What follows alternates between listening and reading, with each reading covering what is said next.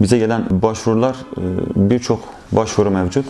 Bu başvuruların içinde en çok dikkat çeken sağlık hakkına erişim ve gerekli tedavi, yeterli tedaviye erişim hakkına ilişkin ihlallerin olduğu yönünde daha fazla başvuru geliyor. Şimdi aslında bunu nitelemesi her ne kadar sağlık hakkı üzerinden yapılsa da bizce bu eksik bir niteleme olur. Çünkü yapılan şu anki hak ihlali ve mevcut uygulamayı gördüğünüz zaman özellikle siyasi mahpuslara dönük yapılan uygulamaya bakıldığında bu aslında yaşam hakkı veya işkence yasağı kapsamında değerlendirilmesi gerekiyor bu hak ihlallerinin.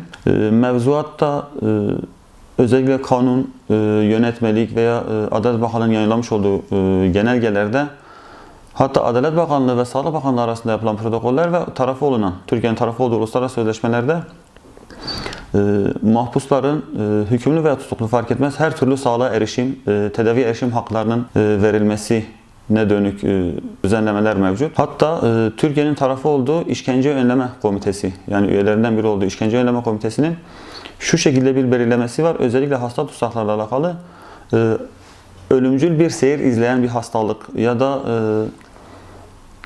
ağır bir engel taşıyan bir hastanın ya da gidişatın kötü olduğu bir hastalığa sahip kişileri sürekli hapsedilemeyecek kişiler olarak niteliyor ve Türkiye'de bunları imzalamış, bu sözleşmeleri.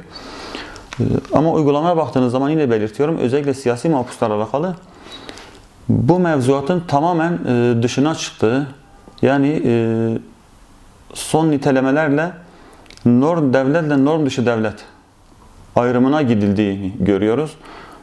Adli mahpuslarda mevzuata uygun her ne kadar uygulamalar yapılsa da siyasi mahpuslara şu an yapılan tamamen mevzuata aykırı uygulamalar. Çünkü kanuni düzenlemeye bakıyorsunuz, bir infaz erteleme veya infaza evde devam etmeye ilişkin düzenlemelerde herhangi bir suç ayrımı gözetilmeksizin bir adli mahpusun yapmış olduğu bir başvuru, infaz erteleme başvurusu çok uzun prosedürler gerektirmeden kabul ediliyor olmasına rağmen siyasi mahpuslarla alakalı bu sistem hiçbir şekilde işletilmemektedir. Bu da çok ciddi ağır hak ihlallerine sebep oluyor. Artık sağlık hakkına erişim hakkını geçtik. Yaşam hakkı ihlaline varabilecek uygulamalar var şu an. Şuradan biliyoruz. Niye yaşam hakkı diyorum? Çünkü sağlık hakkına erişemediği için, hastalığı yeterli ve gerekli düzeyde tedavi edilemediği için cezaevinde ölen mahpuslar var.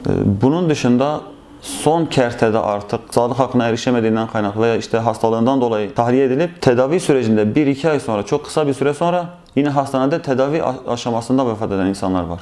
Sağlık hakkına erişimin engellenmesi işkence yasağı kapsamında da düşünülebilir. Çünkü mahpusların hastalık durumlarında, ağır hastalık durumlarında cezaevindeki revirdeki doktorların yetersizliği nedeniyle hastaneye sevk edilmeleri gerekiyor çoğu zaman.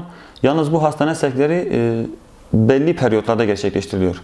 Bir örnek verecek olursak Ahlat hapishanesinde siyasi mahpuslar hastaneye sevk için talepte bulundukları esnada 2-3 ayda bir hapishane yönetimi tarafından koğuşa gelinip işte bu ay aranızdan 1-2 kişiyi seçin, onları sadece götürebiliriz. Mesela koğuşta 10 kişi var. Bunların 5'i hastaysa 3'ü bir sonraki ay ya da 2 ay sonrasına bırakılıp ilk etapta 2 kişi hastaneye götürülüyor.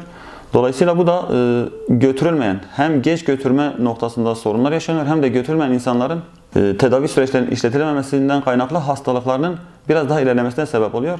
Bu sebeple de ilerleyen hastalıklar kişilerin yaşam hakkı ihlaline varabilecek düzeye gelmiş oluyor. Şimdi buna dair bizim baro komisyonuna, hapishane komisyonuna gelen başvurulardan birkaç tane örnek verecek olursak, Giresun Espiye cezaevinde Hamdi Çiçek kalp rahatsızlığı, tansiyon rahatsızlığı, şeker hastalığı ve ileri derece bunlar olmasına rağmen Giresun Devlet Hastanesi tarafından ATK'ya sevk ediliyor.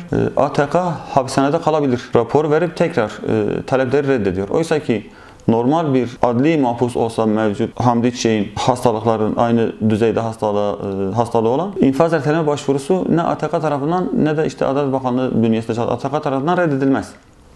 Bu siyasi mahpuslara dönük yaşam hakkı ihlaline varacak düzeyde ihlallerin yaşandığını ve yaşatıldığını gösteriyor.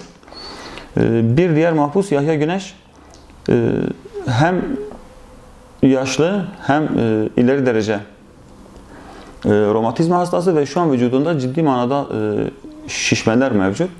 Buna rağmen Yahya Güneş bırakın sağlığa erişim hakkını veya infaz ertelemesini kendi infazını tamamlamış olmasına rağmen İdari Gözlem Kurulu tarafından pişmanlık dayatması neticesinde infazı erteleniyor ve şu an normal hapishanede geçirmesi gereken sürenin fazlasını hapishanede geçiriyor. Bu yüzden biz bu durumları artık yaşam hakkı ihlali olarak nitelemek durumundayız. Şimdi aynı şekilde Şehmuz Koç yine Giresun'da akıl hastası ileri derece. Yine hastane tarafından ATK'ya sevk edilmiş ve ATK tarafından başvurusu yine reddedilmiş. Necdet Koç Van F tipinde geçen hafta Van Bölge Eğitim Araştırma Hastanesi'ne ameliyat için getirildi. Bu da ciddi bir sorun. Hastanelerdeki mahkumların tutulduğu yerler. Hem zemin katta bulunuyor, rutubet ve enfeksiyon kapma ihtimalinin çok yüksek olduğu yerler. Bir de ameliyat olduktan sonra birkaç gün sonra direkt hapishaneye götürülüyor. Oradaki tedavi süreçleri çok iyi işletilemediği için hastalıkların ilerlemesine, ameliyat yerlerinin enfeksiyon kapmasına sebep oluyor. Bu da hastalıkların bir ileri seviye taşınmasına sebep oluyor. Van hapishanelerinde Seyfettin Demhat ve Nasır Solmaz. Ciddi manada hastalıklar var. Nasır Solmaz hem işkenceden kaynaklı hem de kimyasal gazdan kaynaklı iç organları tamamen şu an tahrip olmuş durumda ama hiçbir şekilde tedavi edilmiyor ve tedavi erişim hakkı engelleniyor. Bir örnek daha verecek olursak İlyas Ayaz kafasında şarapnel parçası var. Tedavi edilmiyor. Tedavi edilmediği için de bu şarapnel parçasının etkisiyle sürekli düşüp bayılıyor. Düşüp bayıldığı yerlerde bazen kolu, bazen bacağı, bazen kafası yani sürekli vücudunun belli yerlerinde yaralanmalara da sebep oluyor. Bu sebeple siyasi mahpuslara dönük artık işkence ve yaşam hakkı ihlaline varan uygulamalar var. Şimdi biliyoruz ki Türkiye'de Devlet Bahçeli'nin açıklamasıyla başlayan ve 27 Şubat'ta Sayın Öcalan'ın Barış ve Demokratik Toplum açıklamasıyla başlayıp bugünümüze kadar devam eden bir süreç yaşanmaktadır. Şimdi sürecin iki tarafı var. Bir devlet tarafı, bir PKK tarafı. PKK tarafı Sayın Öcalan'ı baş müzakereci olarak görüp kendisi de o şekilde nitelendiriliyor. Bu süreçle beraber yapılması gereken, üzerine düşen bütün sorumlulukları, bütün adımları atmış. Bunlar savaşan iki taraftan birinin atabileceği çok ciddi adımlardır. Yalnız Türkiye ayağına bakıyorsunuz, devlet ayağına bakıyorsunuz. Kendi mevzuatında yer alan, yani kendi mevzuatına uygun, hiçbir hukuki düzenleme bile gerektirmeyen siyasi mahpusların bırakılması, özellikle hasta tutsakların bırakılması ya da bırakılmadan ziyade tedaviye erişim haklarının mevzuat çerçevesinde verilmesi noktasında bile herhangi bir adım atılabilmiş değil. Şimdi biliyorsunuz ki 2013 yıllarında da 2013-14 yıllarında da bir çözüm süreci söz konusuydu. Sayın Öcalan o çözüm sürecinin bitiş sebeplerinden biri, daha doğrusu biteceğini anladım dediği durumlardan biri siyasi mahpusların kendisi rehine olarak tanımlıyor. Bırakılmaması, hasta tutsakların özellikle serbest bırakılmaması veya infazların ertelenmemesi olarak görüyor süreci bitiren durumun. Bakıyorsunuz günümüze geliyoruz. Yeni bir süreç, Barış ve Demokratik Toplum süreci olarak nitelenen bir süreç söz konusu.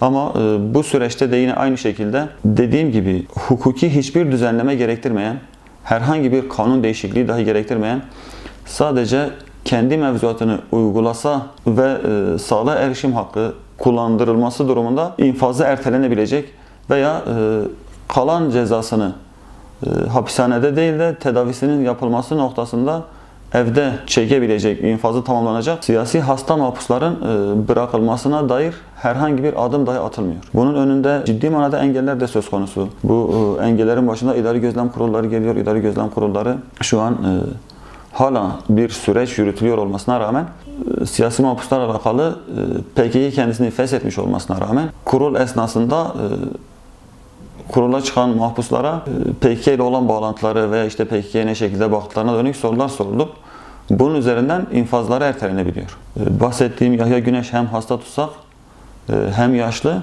Buna rağmen bu sebeplerle cezasını bitirmiş olmasına rağmen yani infazını tamamlamış olmasına rağmen şu an hala Giresun Espiye hapishanesinde Sayın Öcalan'ın nitelemesiyle rehin olarak tutuluyor. Bunlar ağır hak ihlalleridir.